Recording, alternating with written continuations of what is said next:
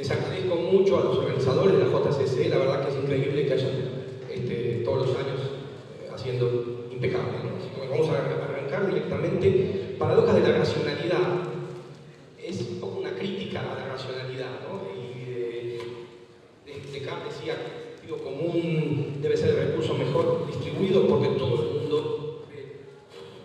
el mundo cree tener suficiente de él. Así que bueno, ¿conocen esta historia? Había un tipo que cuando le daban para elegir un billete de 100 pesos o una moneda de 10 pesos, siempre se quedaba con la moneda. Entonces, claro, uno dice, bueno, es un coleccionista de monedas. No. Es un tonto. No. Bueno, la idea es que, bueno, seguramente la conocerán, si no se les ocurrirá, no sé si por algún motivo no se les ocurre la solución. Estaba justamente en mente de este señor la idea de optimizar, de ganar lo más posible. Bueno, también nos pasa a diario esta situación. Cuando termine la jornada nos vamos después otro día todos a comer por ahí. ¿Y qué hacemos? ¿Dividimos la cuenta entre todos o cada uno paga su parte? Y bueno, una vez hecha la decisión, ¿qué hacemos? ¿Como nunca o pido poquito? Entonces, esas son todas cuestiones que tienen una cierta solución, a veces no tan satisfactoria, pero se devela bastante a la teoría de juegos. Y eso es un poco el punto central, lo que explica este tipo de cosas. Bueno, hay otra situación muy conocida que habla también de la racionalidad, que uno la ve paradójica, parece paradójica porque uno dice, bueno, le doy dos números a dos personas incomunicadas y les digo, las dos saben que cada uno tiene los números consecutivos, pero nadie sabe cuál tiene el más bajo o el más alto. Entonces, hoy cada día le pregunto a uno y después al otro si ya sabe el número del otro. Cada uno es el propio, ¿no?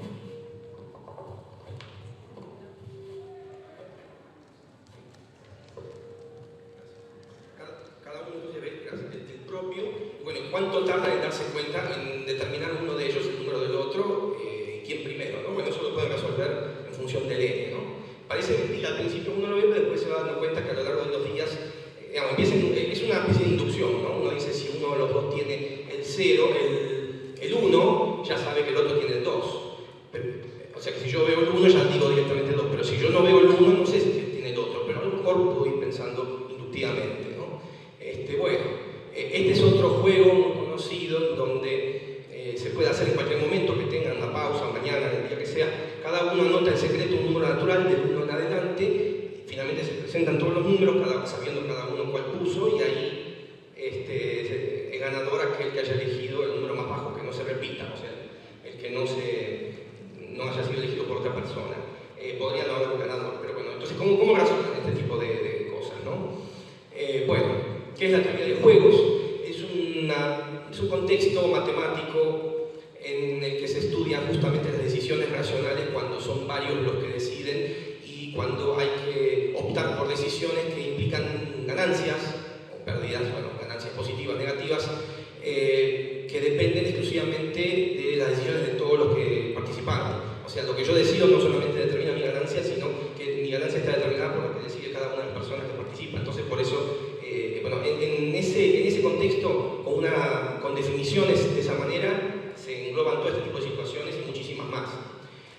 Básicamente, siempre se trata de, bueno, si todos saben todo, qué es lo que sé yo que sabe el otro, y qué es lo que sabe el otro que sé yo, y yo sé a su vez que el otro sabe, etc. Entonces hay una forma de pensar en conocimiento mutuo, ¿no? Conocimiento general, universal. Bueno. Entonces, según falte o no falte ese conocimiento, tenemos distintas formas de distintos problemas y distintas situaciones. Lo que caracteriza mucho la teoría de juegos es que generalmente el conocimiento es público, es decir, uno asume que todos conocen las reglas del juego, los pagos que se hacen ante cada decisión posible, y aún así es interesante porque, digamos, de las decisiones de cada uno, que no son conocidas por las de los demás, eso influye en los pagos, y entonces hay que tratar de buscar la forma de maximizar el pago propio sabiendo que el otro está haciendo lo mismo, etc. Bueno, y también hay otra característica muy común entre el juego, que es la autorreferencia.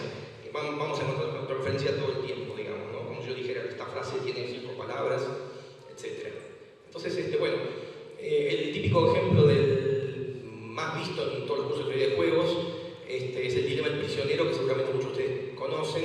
En una jornada anterior yo hablé sobre esto y lo conocían ponían también. Este dilema es simplemente, bueno, hay dos personas que son encerradas, son prisioneros de un ilícito, por supuesto, que cometieron, y se los interroga separadamente. Si ninguno de los dos confiesa el ilícito, dice yo no fui, dice, entonces son castigados los dos, porque los dos no confesaron y no ayudaron a la investigación, digamos, no colaboraron para investigar. Si en cambio los dos confiesan, por alguna razón deciden confesar, son levemente castigados, o sea, son castigados, se les cobra una multa, algo, pero no tanto como premio a que confesaron, que ayudaron a la investigación. En cambio acá está el chiste, de alguna manera. Si uno confiesa y el otro no, recuerden que cada uno no sabe lo que hace el otro. Yo decido si confieso o no, pero no sé lo que va a hacer mi compañero, ¿no? O mi enemigo. Entonces, si uno solo confiesa, él va a ser fuertemente castigado y el otro liberado. Porque ahí le van a creer, van a decir, bueno, este fue el culpable y el otro dijo, no confesó porque es inocente. Entonces, bueno, para entender un poquito mejor esto, lo que se hace es una matriz de pagos. En la mayoría de los juegos en forma normal, o sea, lo que se estudia originalmente como teoría de juegos clásica, uno expresa el juego en forma normal, y eso significa que están los conjuntos de decisiones posibles de cada jugador. En este caso son dos, prisionero 1 y prisionero 2.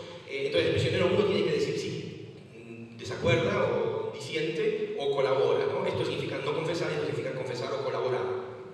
Y lo mismo el otro. Entonces hacemos una matriz, en realidad es una bimatriz, porque cada entrada es un par ordenado, si no se puede representar con dos matrices de reales.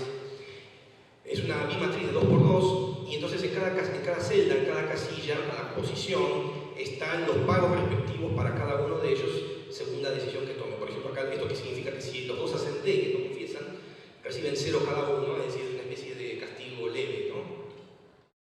Si los dos confiesan, por ejemplo, es un castigo más chiquito todavía, o sea, es 1. Acá, este es un castigo fuerte, es un castigo normal, Este es un castigo leve, porque 1-1, ganan un poquito cada uno, mientras que si uno gana 2, por ejemplo, si este confiesa y este no confiesa, entonces este termina perdiendo, como en la guerra, más bajo como en la guerra, como en este juego, nomás, termina perdiendo 1 y el otro termina ganando 2. O sea, el D, se escribe acá, la primera componente hablo del prisionero 1, la segunda componente hablo del prisionero 2, ¿no? Entonces, en vista de este reglamento, de esta ley, hay que decidir qué hacer. Entonces, ocurren cosas muy graciosas.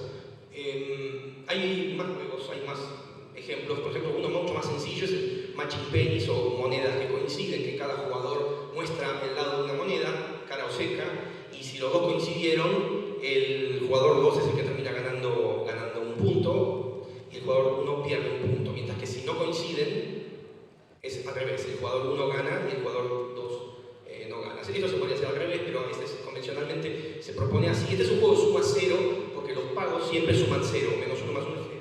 Porque de alguna manera lo que se dice es que un jugador le paga al otro, o al revés, ¿no? Entonces por eso es un juego de suma 0.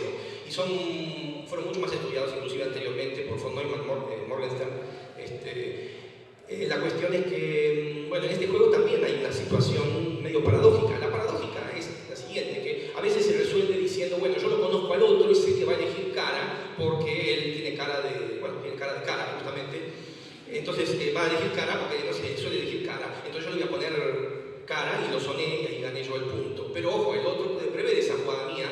Como él me conoce a mí, él sabe que yo voy a elegir cara, lo voy a sonar y le voy a poner seca y ahí lo soné. Pero yo también puedo prever eso que dice, que así se podría seguir hasta infinito, o bueno, una cantidad n de veces para el n que ustedes quieran, y al final no se sabe quién es más racional, porque uno dice, bueno, es más racional el que pudo prever más lo que va a pensar el otro que yo pienso, o lo que yo pienso que el otro va a pensar que yo pienso. Entonces en muchas situaciones se piensan de esa manera, incluso en la vida real, hasta que llega una manera de resolver esto mucho mejor, que está por encima de todas esos naturales, justamente, que es quien está un paso más adelantado, que sería como una especie de infinito, ¿no? De ir a un ordinal que es mayor que todos los naturales, que es pensar, ¿cómo harían ustedes esto? ¿Cómo jugarían si tienen que jugar mañana con alguien que es un rival perfecto, racional? Bueno, creo que se jacte de ser tan racional como ustedes. ¿Cómo harían? ¿Elegirían pensando que el otro va a pensar que yo voy a pensar? Porque no se termina más así. Bueno, hay una estrategia que, digamos, uno puede pensar los juegos de dos maneras: jugar una vez nada más e irse, o pensar que se van a jugar muchas veces, se van a iterar, ¿no? Vamos a jugar cada día a esto, o vamos a jugar por minuto a esto, si son muy fanáticos. Entonces, al final, lo que se puede hacer es establecer una probabilidad, o digamos, tirar al azar, es decir, bueno, juego al azar. juego al azar cara o seca, el otro ya no va a poder prever que yo hice porque tenía cara de poner una cosa y no la otra. Entonces, casi como parece que es lo mejor. Y el otro, ¿qué mejor respuesta tiene a eso? ¿Qué es lo que tendría que hacer el otro si sabe que yo juego al azar? Ya no le va a quedar mucho más que jugar al azar también, en este tipo de juego. Bueno, en el dinero del prisionero también pasa eso, lo que pasa es que no va a ser una probabilidad uniforme, porque los pagos son distintos, 2, 1, menos 1, entonces hay que decidir ese azar de alguna manera muy particular. Y eso es un poco todo un capítulo de teoría del juego, ¿no? Pensar en lo que se conoce como estrategias. Estas son, por ejemplo, estas que están acá son estrategias puras, porque yo decido cara o seca, el otro decide cara o seca, se ejecuta el juego, se hace correr y listo, y se determina el pago. Pero se piensa también en probabilidades, que son lo que se llama estrategias mixtas o combinadas, en donde lo que se piensa es que el jugador no va a decidir cara ni nada más, sino que va a poner una probabilidad para elegir cara y una probabilidad para elegir seca. Entonces con eso, de alguna manera, se avanza bastante en este tipo de entretenimientos, en este tipo de juegos, porque, bueno, digamos, se avanza bastante, digo, porque, bueno, al final ya no se puede combatir con eso de la otra manera, ¿no? Sin embargo, en la vida real se sigue usando eso del otro va a hacer esto, yo hago esto, es muy común, ¿sí? En la política, en varios lados.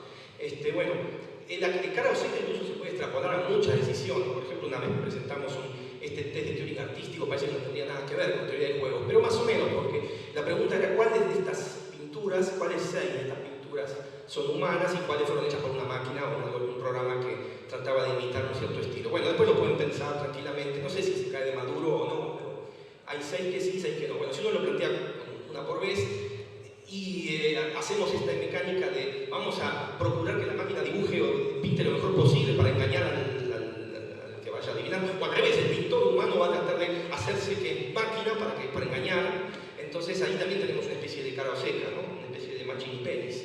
Así que bueno, lo mismo con el piedra, papel o tijera, que es un juego, lo cuento como ejemplo que todo el mundo conoce. Bueno, al final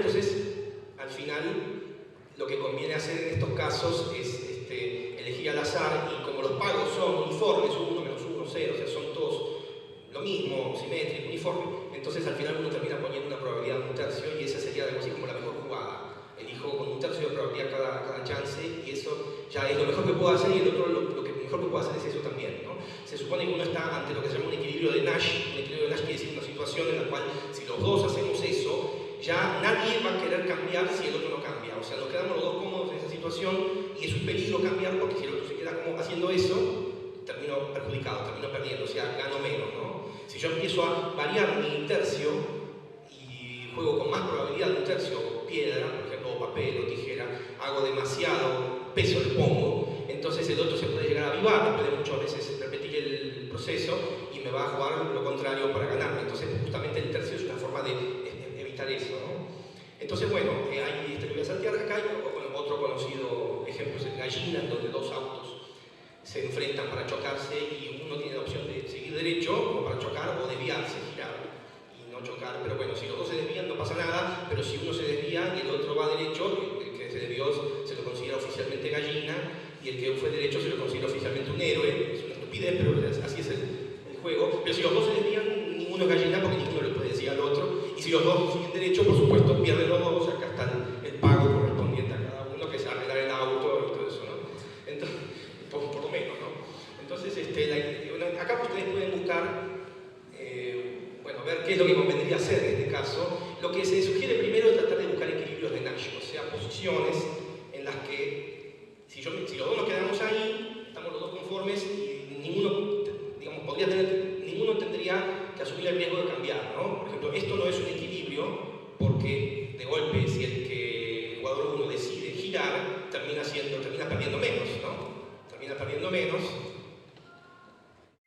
o sea, no empeora, mejoró. Y lo mismo también mejoró. Entonces, esto no es un equilibrio, tampoco va a ser un equilibrio porque para acá mejoro, el jugador 1 mejora, pero sí es un equilibrio, que está acá. Porque si voy para acá empeoro porque choqué, y si voy para acá empeoro porque no soy un héroe. Y lo mismo de acá, o sea, es un juego con dos equilibrios de Nash. Bueno, entonces es un poco una guía como para abordarlo, pero si no parece bastante inabordable, ¿no? Bueno, hay una paradoja interesante que ocurre con el dilema del prisionero. Miguel, acá lo tenemos. lo analizamos de esta manera, fíjense, desde la perspectiva del prisionero 1, él puede decir, si yo hago C, colaboro,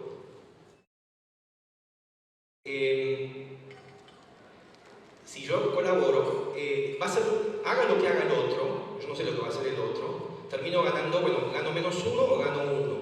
Pero si yo no colaboro, haga lo que haga el otro, termino ganando más. O sea, 0 es mayor que -1 y 2 es mayor que 1. O sea, al final parece que el B supera en toda situación posible al C, ¿no? Es decir, 0 es mayor que 1, 2 es mayor que 1. Entonces, estando acá, entonces no me conviene hacer C porque haga lo que haga el otro, ya voy a terminar ganando más haciendo D, ¿no? Eso es un primer razonamiento. Bueno, el otro jugador piensa exactamente igual. Si yo hago C, va a ser peor que si yo hago D en los dos casos posibles de lo que haga el otro. Si -1 pasó a 0 y de 1 pasó a 2. O sea, lo que se dice es que la estrategia C está dominada por la estrategia D. Está dominada ahí, en ambos lados, para ambos jugadores. O sea que lo que se suele hacer es descartar. Es decir, vamos a descartar este slide también. Vamos a descartar la estrategia dominada C porque es peor que la otra en todas las situaciones posibles, estrictamente. Y lo mismo para el jugador prisionero 2. Entonces me queda libre esta casilla, que justamente es un equilibrio de Nash en este juego, el 0-0. O sea, el equilibrio es no colaborar. Parece que esa es la mejor cosa dentro de un juego así, no colaborativo, bueno, de esta manera. Pero ¿qué pasa? Entonces los dos deciden hacer D y hacer D. Y terminó ahí, ganaron 0. O sea, lo castigaron normal. Ahora resulta que si hubieran hecho C los dos, ganaban más los dos, 1 y 1. Entonces, ¿cómo puede ser? Parecía que esta había que descartarla, esta había que descartarla, y resulta que era mejor hacer C que la que no descarté. O sea, pensando individualmente hay que descartarla. Pero si lo pensamos como que somos dos, no nos convenía como grupo descartarla. El grupo gana más en el 1-1 que en el 0-0. Bueno, eso es lo que marca un poco el límite entre los juegos colaborativos y los juegos no colaborativos. Básicamente por ahí anda la cosa, ¿no? Esto es lo que se conoce como descarte de estrategias dominadas. Entonces, si uno piensa que un juego es un par, un juego es un par, por una terna, una dupla, ¿no? Donde tenemos las estrategias de un jugador, las estrategias del otro jugador, o sea, las decisiones que serían C y D, por ejemplo, y las decisiones del otro jugador que serían C y D, por ejemplo, y las dos funciones de pago, que son U1 y U2, que dicen para cada decisión conjunta cuánto recibe cada jugador, es la matriz, justamente, el U es la matriz, ¿no? En estos juegos finitos. Entonces, se puede pensar que cuando se define esta relación, se dice que una estrategia domina a otra cuando todos los pagos posibles son mejores con una que con la otra, ¿no? Sí, hasta acá, lo que dijimos recién en el ejemplo. Y entonces uno puede definir esta relación de la escritura, esta relación simplemente dominación estricta, que es toma un juego y lo reduce a otro juego en donde eliminó por lo menos una fila o una columna, o lo que sea, ¿no? Si fueran N jugadores habría que eliminar un plano, no sé, varias partes de las matriz, matroide, lo que fuera, pero simplemente uno reduce a otro juego en el cual no queda esa estrategia dominada. Entonces uno puede aplicar este método y eliminar sucesivamente estrategias dominadas. Bueno, entonces queda lo que sería, bueno, se dice que el juego es resoluble por dominación estricta si existe una secuencia, esta es la cláusula reflexiva transitiva, o sea, varios pasos, 0 más pasos de la relación D, o sea, si existe una secuencia de eliminaciones de filas y columnas, eventualmente filas y columnas, lo que sea, tal que llega a un juego en donde hay una sola estrategia posible para los dos, o sea, el cardinal es uno en ambos conjuntos de estrategias, ¿se entiende? Entonces, pude tachar todo y quedarme con uno solo como pasó con el ejemplo de recién. Si el juego cumple eso, se puede probar que eso que quedó es un equilibrio de Nash, el único que hay, pero si no pasa eso, puede haber varios equilibrios de Nash y no todo lo que queda tiene por qué ser equilibrio, ¿no? O sea, hay muchos contraejemplos, se pueden buscar contraejemplos. La cuestión es que el juego se dice resoluble por dominación estricta y llegó a esa situación. Intuitivamente lo que dice esta táctica es que una estrategia dominada va a ser peor para mí independientemente de la elección del otro, y esto se sostiene incluso aunque el otro no fuera racional, aunque el otro jugara al azar, cualquier cosa, también tiene sentido, ¿no? O sea, eso es lo fuerte de esto. Entonces, porque en la vida práctica pasa eso también. Entonces, bueno, pero vieron qué problema, ¿no? Porque la dominación llega a los equilibrios, pero no llega a la mejor estrategia conjunta. Entonces, eso es un poquito paradójico de alguna manera, ¿no? Acá está el algoritmo escrito en pseudocódigo, digamos. Puedo borrar mientras pueda borrar hasta que no tenga más para borrar. Es un típico algoritmo de clausura de agua hasta que no pueda hacer más. Y es interesante que no importa en qué orden lo voy borrando, resultado es el mismo cuando uno utiliza eliminación de estrategias dominadas así con mayor estricto, como pusimos, ¿no? Si fuera mayor o igual, no es confluente, digamos, no es conmutativo, no se puede, no llega a lo mismo. Así como está sería confluente, ¿sí? Bueno, queda lo que queda. Bueno, acá es interesante que existen juegos que no les pasa eso. Esta es la negación de lo anterior. Seguimos con esto. La cuestión es que la dominación de estrategias de alguna manera, o sea, la eliminación de estrategias dominadas de alguna manera lo que hace es ir avanzando en la racionalidad del otro, ¿no? Cuanto más racional se es, más vas dominando estrategias. O sea, uno piensa que uno va haciendo eso y el rival, el oponente también hace lo mismo, en una situación de racionalidad pura. Entonces, por eso de alguna manera se puede resolver el juego de este modo, ¿no? Bueno, acá hay uno muy interesante para buscar equilibrios de Nash, que es el dilema del viajero. Imagínense un viajero, dos viajeros, que pierden la valija, una situación muy típica, y la aerolínea, bueno, ellos reclaman 100 pesos, vamos a suponer que son 100 dólares, lo que fuera, que les vale la valija, pero la aerolínea les va a pagar de la siguiente manera, va a tratar de pagar lo menos posible. Le va a pagar que cada uno escriba el secreto, el precio entre 2 y 100, que piensa que vale su valija, pero no es que pongan 100 y le voy a pagar 100, no. Si los dos pusieron el mismo precio, les pagan ese precio a los dos, porque le creen. Vamos a decir, si son todos los que dijeron eso, por mayoría me ganaron y les creo, les pago eso que dijeron. Sea 90, 100, lo que sea, entre 2 y 100.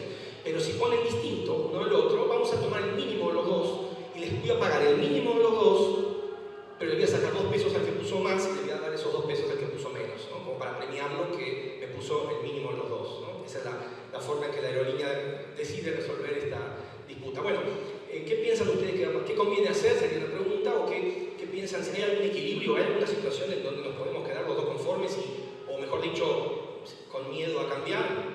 Así que si uno cambia se perjudique. Lo primero que uno piensa es ponemos 100, los dos. Pero si el otro sabe que yo voy a poner 100, va a poner 99 y me va a ganar, me va a ganar 101, yo voy a ganar 98. Entonces, yo previendo lo que va a hacer el otro voy a poner 97 y lo soné. No, pero el otro va a poner 96. Entonces es una carrera hacia abajo. O sea que al final, miren qué piola que fue la aerolínea. ¿Qué les parece que va a ser un equilibrio acá? ¿100-100? No es un equilibrio porque el otro mejora si cambia. Con 99 mejoró. Mejoró y no importa lo que me pase a mí. El otro mejoró y algo le pasa a él. Y ya con eso dejó de ser un equilibrio. Bueno, la cuestión es que voy para abajo, ninguno es un equilibrio hasta que llegamos al 2. Bueno, acá está la pregunta. Solamente el 2. O sea, esta es la única situación equilibrada. Si uno cambia, se perjudica. Si yo pongo 3, voy a terminar ganando 1 y el otro 4, ¿no? Y así. Así que bueno, es como que es ingeniosa la situación, pero no conforma a la mayoría. Yo creo que si esto pasa en la realidad, no van a poner 2. Esa es la paradoja. O sea, a veces la teoría enseña algo, pero al final resulta que la realidad termina siendo diferente, porque es como si cuando se confía en la no racionalidad del otro, entonces ahí mejora todo, ¿no? Es triste, ¿no? Un poco, pero parece como que pasa un poco así. Tampoco hay que tomarlo al extremo, ¿no? Bueno, subastas, con subastas también pasan estas cosas. Hay muchas formas de subasta, ¿no? La típica es que paga el que primero, el último que habló, que puso el precio más alto, es el que paga, pero también está la posibilidad de que él tenga que pagar el precio que dijo lo anterior, cosas así. A ver dónde tengo el... Bueno. Hay algunos remates que no son... Hay algunos remates que son simultáneos, créanse o no. O sea, como que todos hablamos y gritamos a la vez. No es así. Por ejemplo, si alguna vez presentaron un currículum, cualquier cosa, cargo docente, trabajo, eso es un remate, porque están tratando de elegir el mejor postor. O sea, probablemente el que pida menos plata o el que, no sé, o el que tenga mejor capacitación, etcétera, etcétera, ¿no? Entonces eso es un remate también. Y se hace simultáneo. Bueno, los remates reales, si un remate secuencial a veces termina siendo simultáneo si se hace en tiempo real, porque todo el mundo espera hasta el último instante, habla y ahí ya parece como que fuera simultáneo, ¿no? Bueno, y hay muchas formas de hacer remates. Este es otro ejemplo. La subasta del billete lo pueden hacer en su, no haga esto en su casa, ¿no?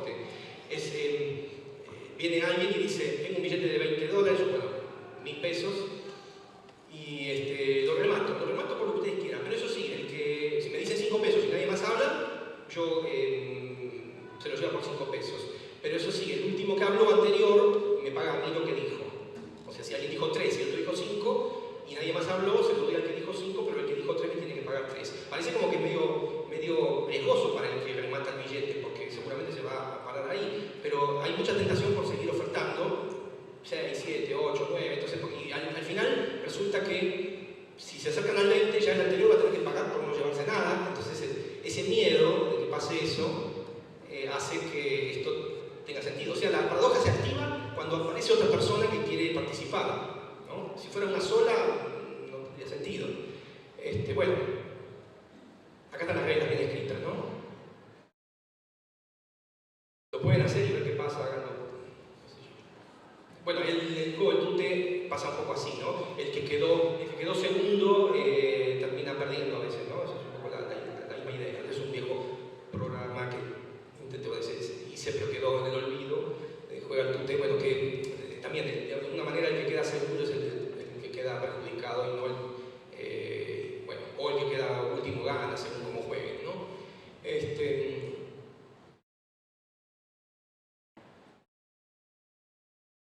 Bueno, esto es lo que está pasando y se lo puede igualar a una especie de carrera armamentística, ¿no? Al final terminan cada uno tratando de ofrecer más para no perder lo anterior.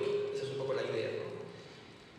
Bueno, se estudia mucho las subastas en términos de equilibrios de Nash, justamente, ¿no? Está la subasta del primer precio, el segundo precio. Y a veces se determina, a veces lo que ocurre es que la mejor jugada es no jugar, como decía la película Juegos de Guerra, no sé si alguna vez la vieron. O sea, se llega al efecto de que la única manera de ganar es no jugar. Medio raro, pero eso es un poco lo que pasa, ¿no? Los ladrones de datos a veces aprendieron un poco eso. Bueno, acá está Juegos de Guerra, está Matthew Broderick, que no me gusta tanto como actor, pero no importa. La película tenía interés, digamos, ¿no? Tenía bastante interés. Está bien. Se supone que esto no se queda con un ejemplo así, tampoco el Machine Penis, tampoco el dilema del prisionero. Todas estas situaciones se dan en la vida real, en cuestiones económicas, de comercio, de finanzas, cuestiones de decisiones laborales. En todos lados aparecen estas cosas, con distintas matrices de pago. Evidentemente no son así como las ponemos nosotros, ¿no? Bueno, y ya que apelamos al azar y hasta en computación cuántica se utilizan las superposiciones, como decía, de probabilidades, es increíble. Con teoría de juegos también uno superpone estrategias que son probabilísticas y se estudia a ver cuál probabilidad le gana a la otra de alguna manera, ¿no? Entonces, bueno, pero miren una pregunta al azar primero, ya que estamos, ¿no? Si a uno le dan estos números, 3, 9, 5, 15, todo eso, o los de abajo, y le dicen una de estas dos filas, o sea, una de estas dos fue la tarjeta ganadora en tal lotería, no sé dónde, ¿cuál dirían que es? Uno dice, bueno, parece... Bueno, muy bien, ahí se enseña de que no, efectivamente podría ser cualquiera de las dos. O sea, la probabilidad es la misma, que salga 1, 2, 3, 4, 5, de que salga lo otro. Pero bueno, también está un análisis subjetivo que diría, si vos trajiste esto acá es porque recogiste una que salió y una que pusiste vos, entonces lo más probable es que sea la de arriba, la verdadera. Pero eso porque lo traje para mostrar, pero no porque se pasó en la realidad. Así que bueno, también es cuando uno se mete en el metanivel, cuando uno se mete en el metarazonamiento, ahí tiene otra forma de concluir, ¿no? En ese sentido. Y bueno, y para eso está, por ejemplo, bueno, lo mismo con la ruleta, sale el rojo 80.000 veces, ¿a cuál conviene apostar, al rojo o al negro? Claro, uno va a decir, bueno, si salió 1.000.000 de veces el rojo, bueno, la probabilidad es la misma, da lo mismo. Pero si salió 80.000 veces el rojo, hay sospechoso de que hay un gato encerrado en esa ruleta, ¿no? La bolita no tiene memoria. Bueno, este es extraordinario, esta paradoja de los dos sobres es extraordinaria. No sé si la conoce alguien. Bueno, hay una de las 3 puertas muy conocidas de la podemos hablar después, pero esta es todavía peor. La otra se resuelve fácilmente. En esta paradoja lo que pasa es esto: a uno le dan para elegir un sobre, los dos sobres, y le dice que un sobre contiene una plata, un dinero, y el otro contiene el doble. No dice cuál tiene cuál, ¿no? Y bueno, puedo abrir uno, me dan la opción de abrir uno, y ahí obtengo que tiene 100. Y me dan la opción de cambiar y llevarme el otro. O me llevo este así como está, o abro el otro y me lo llevo. ¿Qué conviene hacer? Uno dice, bueno, ¿qué harían ustedes? Cambiar. Muy bien, eso está, ahí empieza, muy bien. Cambio, la primera situación que surge es cambio por lo siguiente, por el valor esperado. O sea, cuando uno va a calcular qué me conviene hacer, lo que conviene hacer a veces es, si sigue la racionalidad clásica,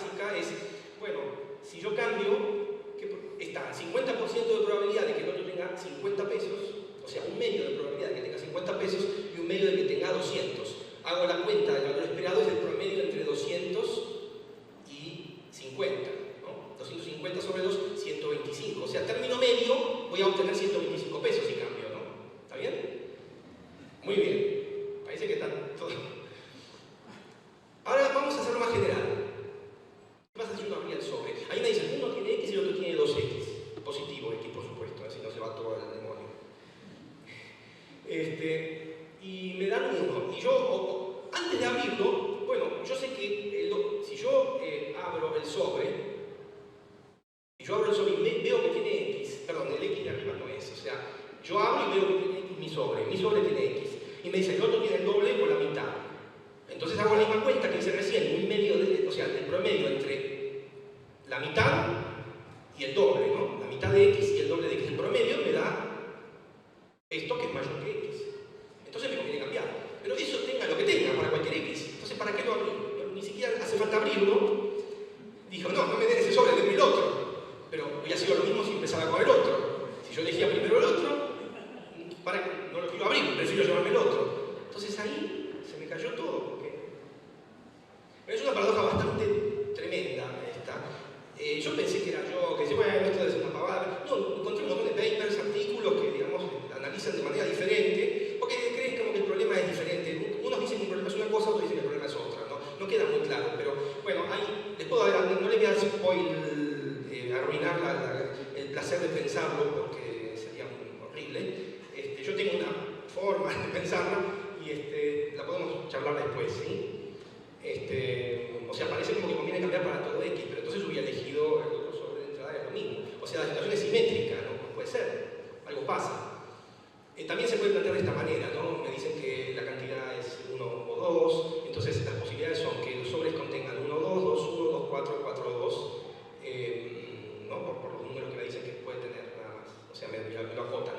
Entonces hago un sobre si tiene 1 cambio, si tiene 2 cambios, si tiene 4 no cambio, porque pasa esto, entonces al final, si no lo abriera 2/3 de las veces me conviene cambiar, 1/3 no me conviene cambiar y estamos en la misma, no mejoró nada, o sea, estamos en la misma. Sin abrirlo ya no va a convenir cambiar. Bueno, esto lo pueden hacer después para 2 personas. Hace falta 3, ¿no? Uno que ponga la plata. Bueno, mejor no lo hagan con plata propia o si se la llevan, le van a decir, ¿qué importa? Me llevo yo la plata del otro. Bueno, la cuestión es que repartan un sobre a una persona, a otra, y uno puede proponer cambiar. Y si uno propone cambiar, el otro acepta, se hace el cambio. Pero bueno, van a ver que se llega a un efecto paradójico también. O sea, no es tan fácil la cosa.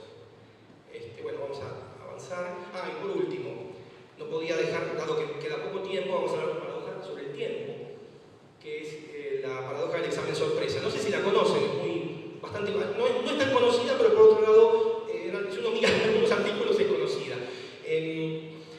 La cuestión es así, viene un profesor, no sería acá de la universidad, pongámosle que del secundario, de donde sea, viene un docente un día y dice, bueno, alumnos, la semana que viene voy a tomar un examen sorpresa. Va a ser el lunes, o el martes, o el miércoles, o el jueves, o el viernes. Y va a ser uno solo de tomar ese examen sorpresa, pero con la particularidad de que ustedes no van a saber qué día va a ser ese examen hasta el día que yo llegue y diga, gente, hoy es el examen, así que es hoy, ¿no? O sea, va a ser una sorpresa para ustedes. Y uno lo piensa un poco y dice, bueno, tiene razón, existe el examen sorpresa, existe, o sea, está esa posibilidad a priori. Yo no sé, ahora no es muy común en secundario, pero en época que yo estaba en secundaria era muy temido, lo temíamos como locos, ¿no? Bueno, entonces, depende de qué materia, ¿no? También, bueno, la cuestión es que en la facultad tenemos parciales, ya con eso alcanza, ¿no? Finales y todo lo que quieran. Pero, bueno, entonces agarran los alumnos, se reúnen, pongámosle que es el viernes a la noche, y el examen va a ser la semana que viene, el lunes, martes, miércoles, viernes. Entonces se reúnen y dicen, bueno, ¿qué día? ¿Podría tomarlo el lunes? Sí, qué sé yo. ¿Podrá tomarlo el martes? Podría, ¿qué? No va a sonar a todo, qué sé yo. ¿Podrá tomarlo el viernes? ¿Podrá tomarlo el viernes el tipo, si es un examen sorpresa? Y ahí ya uno dice, no, porque si lo toma el viernes, ya el jueves a la noche, todo el mundo sabría que lo va a tomar el viernes, se agotó la posibilidad de tomarlo antes, entonces lo dejó para el viernes, entonces no va a ser el viernes, no puede ser sorpresa. O sea, el viernes no nos va a sorprender. Entonces el viernes no existe, queda descartado. Ojo, ¿no? Con esto. Queda descartado el viernes, entonces vamos a descartar el viernes. Entonces la única posibilidad es el jueves. ¿Y ahora qué pasa? pasa igual, ¿no? Si la última es el jueves es el nuevo viernes. Bueno, no lo puede tomar el jueves porque todo el mundo el miércoles a la noche estaría ya entrenado, estudiado, etcétera, etcétera, no sería sorpresa. Entonces descartamos el jueves. Y así van a descartar, como se imaginaron, todos los días. Entonces, ¿qué pasó?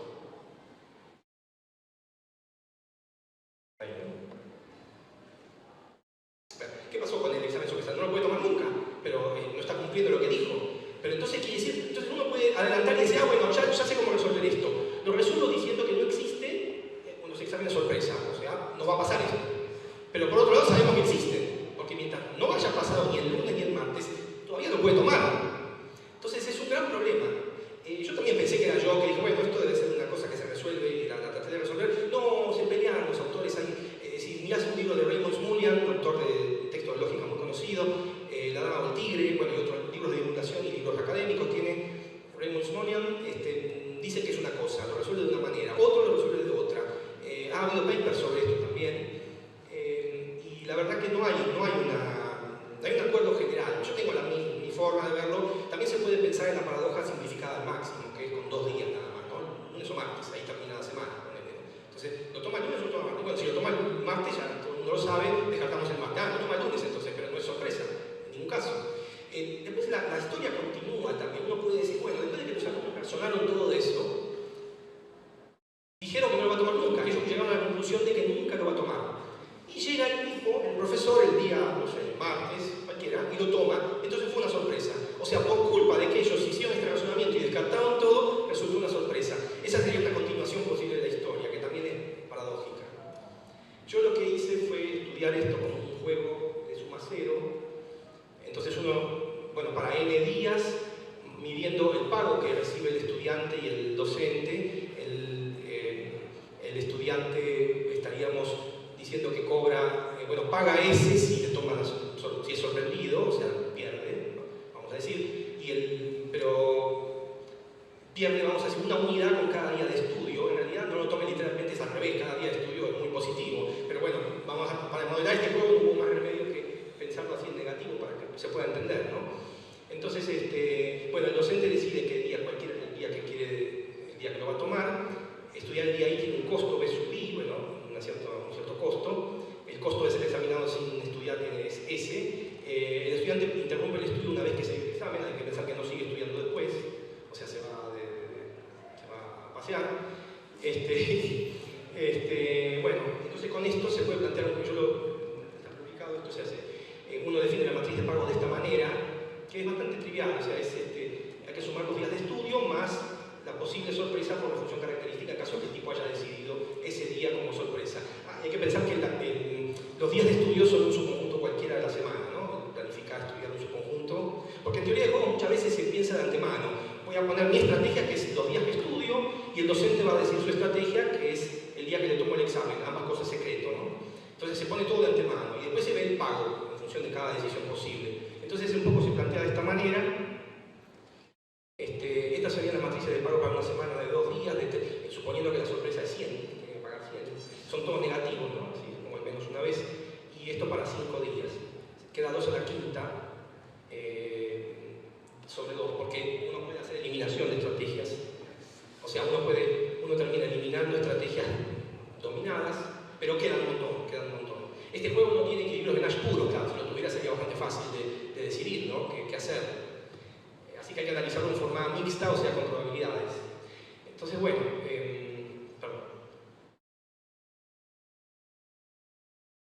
termino calculando el valor del juego. El valor del juego quiere decir cuánto cobra uno y cuánto paga el otro en una situación ideal en donde los dos son racionales y hicieron lo mejor posible. Por ejemplo, ustedes saben, el Tatetí es un juego que tiene valor 0, porque si juegan lo mejor posible y ninguno se equivoca, es un empate, ¿no? Bueno, a muchos pasó que han jugado con el primito, el hermanito, le han ganado para burlarse, pero no, la idea es que si juegan bien, es un empate, el Tatetí común, ¿no? Entonces es valor 0, ¿no? Ni 1 ni menos 1, 0 sería. Bueno, el valor de este juego para n resultó ser esta función, ¿no? Este es el valor en función de la sorpresa y el número de días de la semana.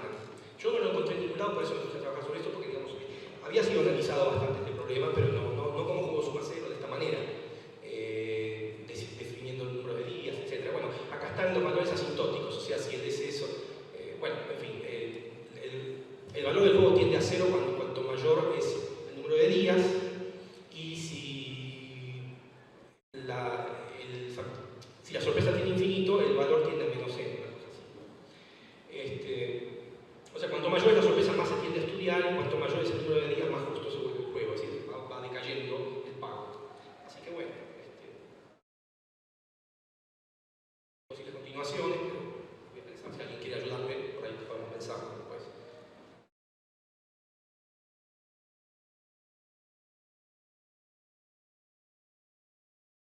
Bueno, si tienen... Bueno, si tienen alguna pregunta, bueno, no, a ver, bueno, el factor, digo, ¿dónde está el examen sorpresa en la vida real? En la paradoja, por ejemplo, en la paradoja de la cadena de tiendas. Esto es algo que pasa frecuentemente. Por supuesto, no es que viene un tipo y va a tomar un examen, sino que es esto. Este es un juego escrito en forma extensiva, en forma de árbol, digamos. Pero es un juego, bueno, acá se supone que hay un competidor y un monopolista. En realidad hay varios competidores, pónganle que son comerciantes locales de una localidad, y un monopolista o un tipo que tiene mucha posibilidad de ganar, llevarse todo, digamos, ¿no? Entonces, ¿cómo es la situación? El competidor puede... Las reglas son las siguientes, todo el mundo sabe esto, digamos, ¿no? Que las reglas son que si el competidor sale de la competencia, o sea, al monopolista le conviene que los competidores salgan de la competencia, digamos, para ganarse todo él. Pero si el tipo sale, se le ofrece un pago de 1, acá está el pago que recibe el monopolista, o sea, esta es una hoja del árbol que decide el pago una vez que llegamos hasta acá, ¿no? Es un camino lo que se hace, y cuando se llega a la hoja se determina el pago, en un juego así, en forma extensiva. Bueno, como se hace en ajedrez y en muchos juegos de información perfecta, digamos, ¿no? Este es un juego de información perfecta porque uno decide y después decide el otro, y todos saben lo mismo en todo momento, no como pasaba con el dilema del prisionero, Matching Pennies. Bueno, entonces acá, si el competidor decide salir, recibe un pago de 1 y el monopolista se lleva 5 porque va a ganar mucho cuando venda su producto, ¿no? Entonces gana 5. Pero si el competidor decide entrar, o sea, para hacérsela difícil al monopolista, o sea, decide quedarse en su rubro, en su comercio, el monopolista tiene dos opciones. Se pone cooperativo, o sea, lo ayuda, digamos, no lo molesta, qué sé yo, trata de no quitarle un poquito del mercado, entonces los dos ganan 2 y 2. O se pone agresivo, pero el precio que se paga es que los dos ganan 0. O sea, ¿se entiende? O sea, una vez que el tipo entró, si el monopolista se pone agresivo, sabe que va a ganar 0 él. Como que no le conviene tampoco. Al monopolista le conviene este 5, pero este 5 va a depender de si él decide entrar, decide salir. Como él no sabe lo que va a decidir, bueno, si él decide entrar, ahí va a tener que pensar si se va a poner cooperativo o agresivo. Entonces, si se pone cooperativo, sabe que los dos van a ganar 2. Y si se pone agresivo, es como matar la cosa y que no gane nadie, ¿no? Una forma de decir, no, dado que entraste, te castigo y que ninguno de los dos gane. Esa es un poco la interpretación de esto. Es como el juego del ultimátum, que es otro juego que existe también, que lo pueden buscar por ahí. Bueno, la cuestión es qué conviene hacer, digamos, lo que surge acá es una pequeña paradoja, que es, si el competidor de alguna manera va a saber que le va a convenir entrar, eso es una primera observación, sabe que le conviene entrar porque cuando entró, el monopolista prefiere el 2 que el 0, prefiere ganar 2 y no ganar 0, pensando en él solo, ¿no? Entonces voy a entrar, voy a darle la opción de que haga esto, ¿no? ¿Para qué voy a salir y ganar 1 si tengo la posibilidad de ganar 2? Entonces, pero póngale que son 20 o 30 competidores. Ahí la cosa un poco cambia, porque primero con uno, entra o se va, listo. Ahora le toca al otro, entra o se va. Ahora le toca al otro, entra o se va, así hasta el último. Y todos van viendo, pongámosle que todos van viendo lo que pasó antes. Entonces la cosa cambia, porque ¿cuál es la situación? El primero, a ver, pensemos en el último. El último le va a convenir, ¿qué le va a convenir al último de todos? Una vez que los demás entraron y salieron. Y le va a convenir entrar porque ya como no hay otro... A ver, porque uno piensa que el monopolista, si hace esto de agresivo, y lo deja a uno fuera, el siguiente, al ver que hace eso, va a pensar que le va a hacer lo mismo, ¿no? O sea, surge esta situación de copiar lo anterior, o lo que se llama el prestigio, ¿no? El prestigio de un jugador o de una estrategia. Entonces, si al primero lo hace irse, al segundo lo hace irse, o sea, si al primero se pone agresivo, le hace 0, le gana los 2-0. Le toca al segundo y se pone agresivo, los 2-0. El tercero lo va a pensar mejor, va a decir, no, mejor me voy yo y gano 1 en vez de 0. Entonces hay que pensar que si son muchos, la cosa cambia, porque hay un montón de tiempo para que el tipo haga eso. Pero uno de nuevo dice, bueno, pero el último de todos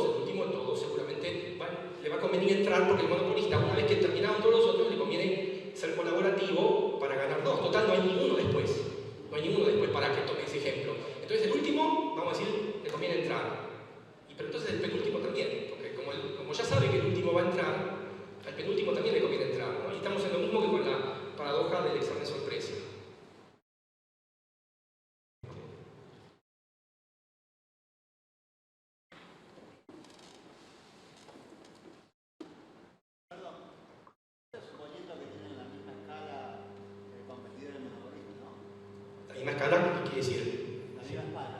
¿La misma? Espalda, digamos. Espalda. Sí, la misma capacidad financiera, digamos.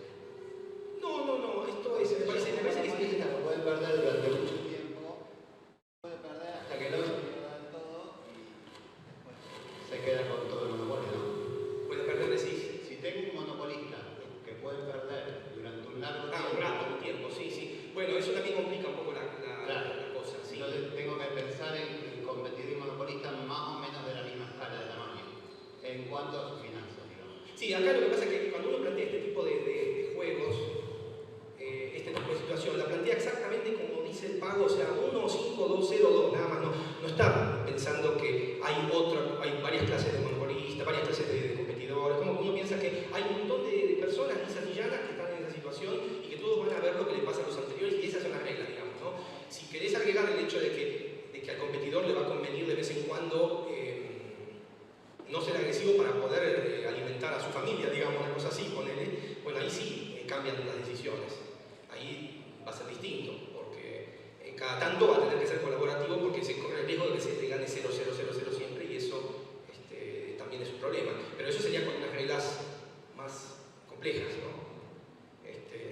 O sea, todos estos juegos son versiones chiquitas, casi de utilería, de cosas de la vida real y sin embargo, fíjense toda la discusión que hay sobre equilibrios y cosas, ¿no? Así que bueno, les agradezco cualquier pregunta más que tengan.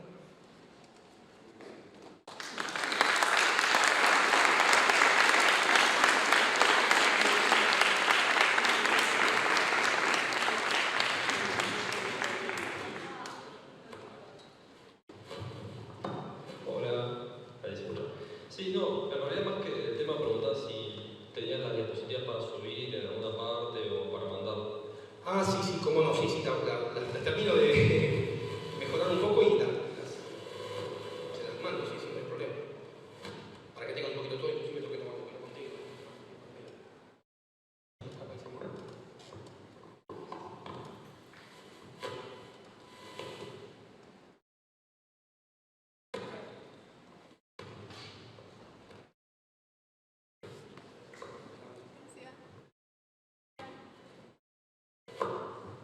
Sí. Creo que me escuchas.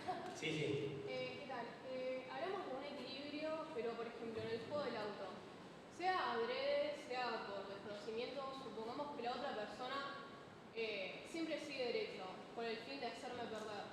¿Qué opción yo podría tomar ahí? Podría pensar, bueno, sigo derecho también, entonces los vamos a tener menos 10. Yo estoy teniendo el peor escenario posible.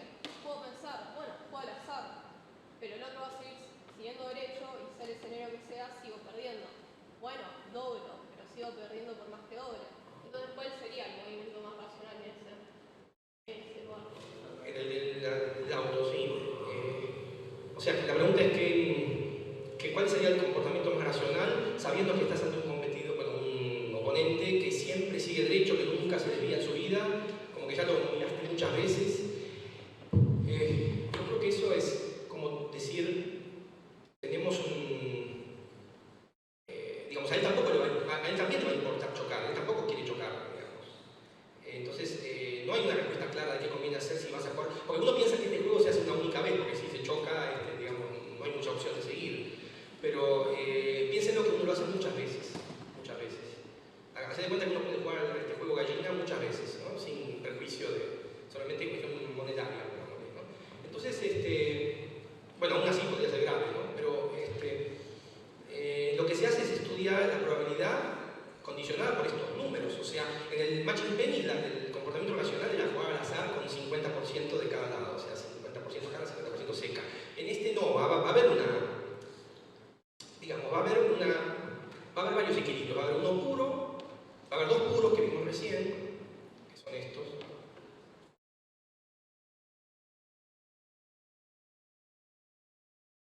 Bueno,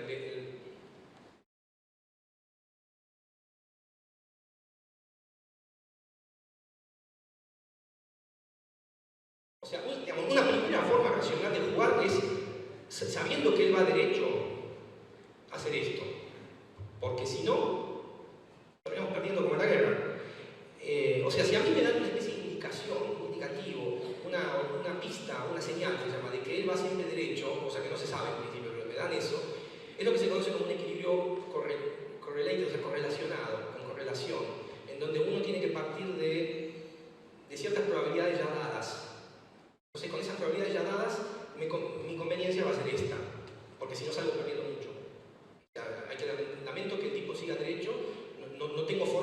sino giro, o sea, irme.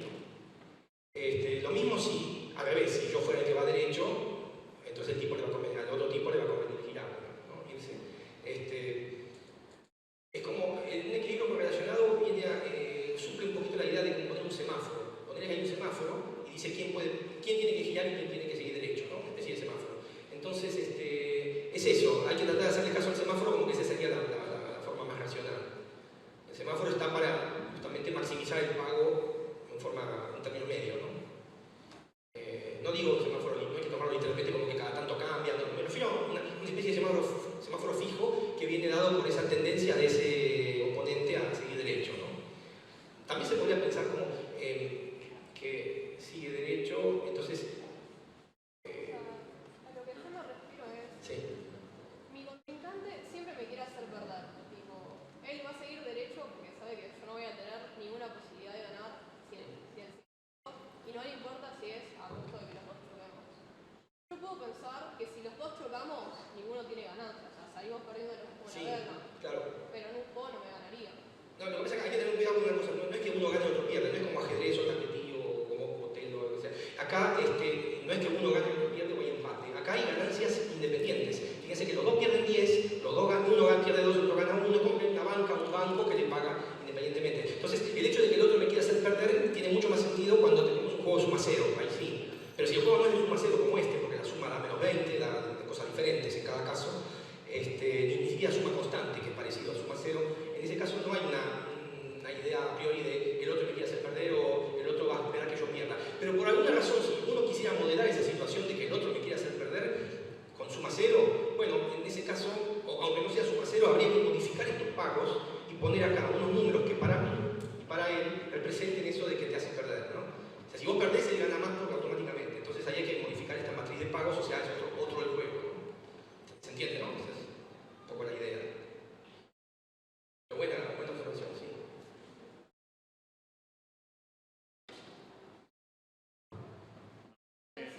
¿Cuál es el criterio para definir el pago? El criterio para definir el pago en este juego, bueno, en todos. En general, sí. No, la teoría del juego, bueno, eso es subjetivo, humano, depende de cada autor y de cada... Es subjetivo. O sea, él me pregunta cuál es el criterio para definir los pagos en las matrices estas. No, eso es totalmente arbitrario, subjetivo. El matching pennies es -1 y 1 porque sabemos que lo que va a ganar uno lo va a perder el otro y es lo mismo si fuera cara o seca. Pero en el dilema del prisionero no, eso lo puso alguien. Van a ver en la literatura, en libros, en un paper van a ver que aparece como 3, -1, aparece diferente incluso, con el mismo nombre del dilema del prisionero. Eso es totalmente arbitrario. La teoría de juegos después te muestra cómo calcular esos equilibrios según los pagos precisados, ¿no? De hecho, lo de suma cero en lo de suma cero como ajedrez se considera -1, 0, 1 arbitrariamente, pero es lo que en un torneo de ajedrez finalmente es un punto el que se disputa. Entonces, -1 para el que perdió 1 para el que ganó y 0 si empataron, ¿no? O medio para cada uno si empataron sería. Hay una variación del prisionero que en realidad en donde se pueden hablar entre ellos. Esa es otra. Bueno, no, ahí deja de ser un juego. Uno puede convencer al otro de la mejor que para los dos. Claro. Bueno, eso sería. Mintiéndole, ¿Cómo? ¿Y en ese caso? pero mintiéndole. Encima está la posibilidad de mentir. Sí. Bueno. La mejor estrategia en ese caso es mintiéndole al otro sobre lo que uno va a hacer. Bueno, y si el otro prevé que le vas a mentir, va a ser al revés de lo que dijiste y estamos en la misma, claro. Es lo que dice también es interesante que hay una variante en donde los dos pueden conversar primero antes de decidir si colaboran o traicionan, y uno le puede tratar de convencer al otro de que colabore para que colaboren los dos, etc. Pero también está la posibilidad de mentirle. Mentirle quiere decir decirle que haga esto y después hacer lo contrario, o sea, traicionarlo también. Claro. Bueno, hay quien estudia eso igual que el juego clásico y dice, bueno, en el fondo tenía que decidir qué hacer, pase lo que pase. Llueva, granice, lo que sea, hay que decidir si colaboro o no colaboro, ¿no? Básicamente eso. Y la otra es pensar que,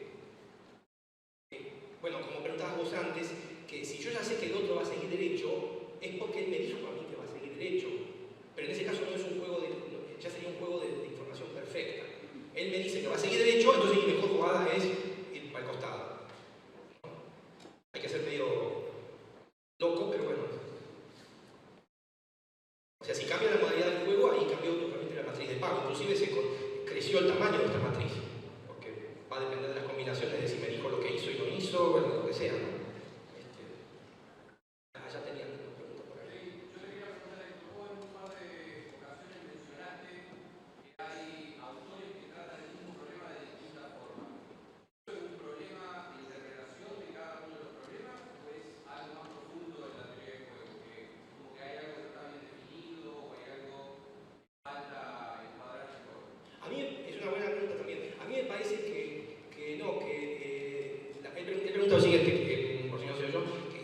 cuestión de interpretaciones distintas de los distintos autores, que es una cuestión de la teoría de juegos en donde hay problemas, alguna cosa indefinida o problemas abiertos, o es una cuestión de interpretación ¿no? ¿Cierto? Yo creo que eso pasa porque hay, por ejemplo, el caso, depende de cada problema. En el caso del examen sorpresa hay un análisis lógico que se hace o epistemológico, y también hay, o sea, esta formulación con teoría de juegos no es la común, no es común en ningún autor prácticamente. Hay uno por ahí que hizo esto, pero con una matriz mucho más sencilla, muy chiquitita, que no dependía de los días, bueno, pero en general es, si vas a hacer un análisis dentro de juegos o dentro de lógica, ponele. Si es dentro de lógica, están las lógicas del conocimiento, como las lógicas